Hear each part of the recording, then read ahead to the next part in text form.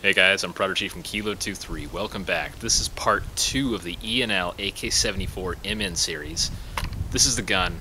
Beautiful gun. If you haven't seen all the details on it, I'll put a link right here on the page to the review video so you can check it out. Today we'll be going inside the gun and checking out the gearbox. Now last time we chronoed this at about 370 feet per second with .2s. It's a little bit of a whiny gearbox, but it still shoots pretty good. And it's shooting about 13 rounds a second on a 7.4 volt LiPo battery, which is not bad.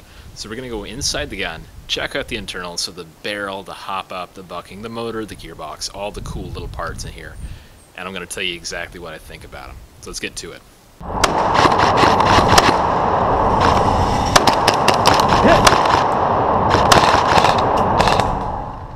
Now with the E&L AK74MN opened up, we can go ahead and check out what's under the hood and what makes it run so well.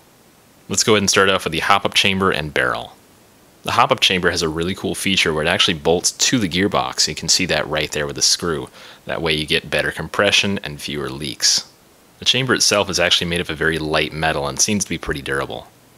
The hop-up arm itself has little notches and numbers on it that kind of give you an indication of where your hop is at. So if you need to de-adjust your hop-up, clean your barrel, and then reset your hop-up, you can do that very easily. The crowning on the end of the barrel goes in about 3 millimeters and looks pretty decent.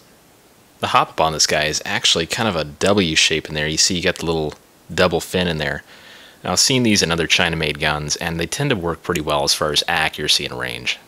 Lastly, the barrel this guy comes with is made of brass. It is a 6.05 millimeter bore, so it's kind of a semi-tight bore, and it is 455 millimeters long. Now, as you saw in the initial review of the gun, the rate of fire on this gun is not super fast. It's about 12 or 13 rounds a second on a 7.4 LiPo, so it's a little bit faster on possibly a 9.6 or an 11.1, but still it's going to be under 20 rounds a second. So that's because of the torque motor this gun comes with. That is the ELM 170 motor. You can see the pinion gear is made of steel, and it does have a D-hole pinion here. So if you want to swap it out, it's not super difficult at all. You can actually spin this thing, and you can tell just by me trying to spin it, it does have quite a bit of torque here, which is great. The gun shoots about 370 feet per second out of the box, so you can definitely drop a higher power spring in this if you want, and you shouldn't have a problem as far as the motor goes. Now with the gearbox open, we can go ahead and check out the internals and see how well they actually live up to the externals of this gun. Alright, first with the internals, let's check out the spring and spring guide. Now, if you've seen previous reviews on this, maybe as far back as 3 or 4 months ago as of the day of this video being posted, you may have seen the gun shooting upwards of 420 to 440 FPS. It's pretty hot for any field. Most fields aren't going to allow that. Now this spring feels like it could pretty easily get that. I'm kind of surprised it's not. I think that's partially due to the compression in the gun. I'll go over to the compression in a second, but the spring feels really strong. It is a little bit shorter than normal. I feel like just with a little bit of compression tweaking, you could easily get over 400 FPS, but the gun was only chronoing at about 370 feet per second. The spring guide I have mixed feelings about. It is bearing, so that's okay. It does have a metal base, which is great, so these tabs don't break off. Have had that happen before, and it's not always fun. The shaft here is actually plastic, and it's a little rickety. You can see it rotates here, so it's kind of a mixed bag with the spring guide.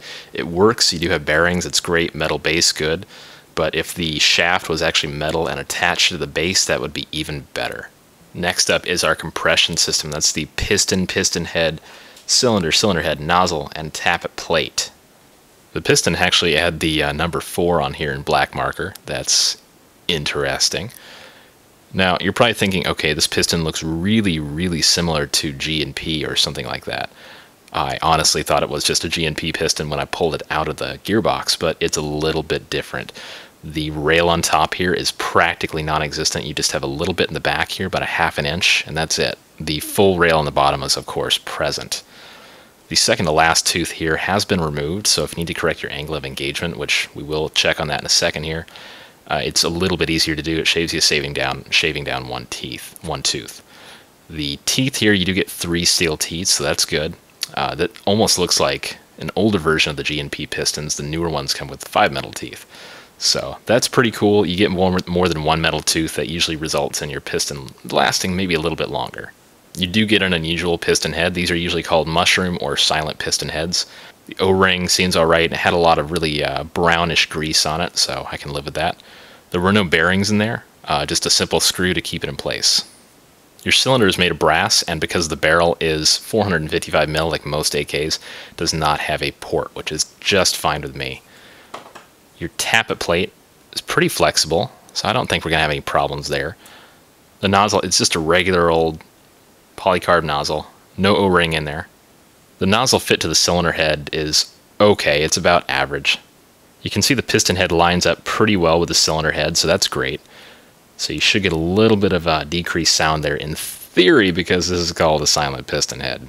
Your cylinder head does have a single O-ring in there, and it is a polycarb design. Seems to be alright, and it seems to seal pretty well with the cylinder head, so I'm pretty pleased there.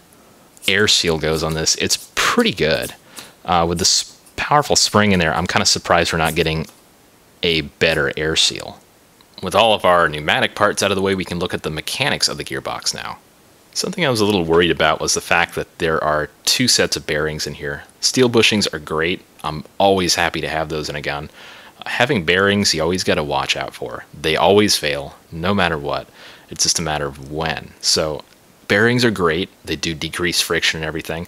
I just wish they would not have put bearings under the spur gear, because that is probably the gear that takes the most wear and tear. The bevel, just fine. That's great if you want to put bearings there. Other companies do that, and it works really well.